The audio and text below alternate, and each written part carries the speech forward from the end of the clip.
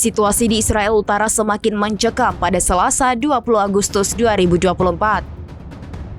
Buntut serangan balasan Hizbullah, wilayah tersebut nyaris kosong. Pemukim berbondong-bondong mengungsi dan menjauh dari lokasi tersebut karena takut terkena serangan Hizbullah. Dilansir dari Al-Mayadin pada Selasa kemarin, Hizbullah mengaku menembakkan sejumlah serangan ke Israel Utara.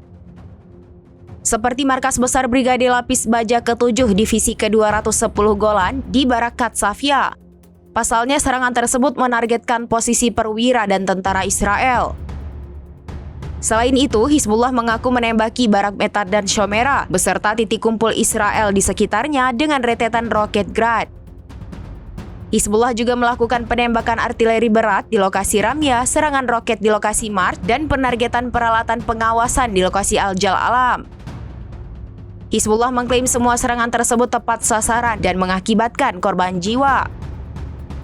Terkait hal ini, media Israel juga mengungkapkan bahwa serangan Hizbullah mengakibatkan kerusakan signifikan. Seusai serangan tersebut, otoritas setempat juga telah menginstruksikan pada pemukim untuk mengungsi dan meninggalkan rumah-rumah mereka.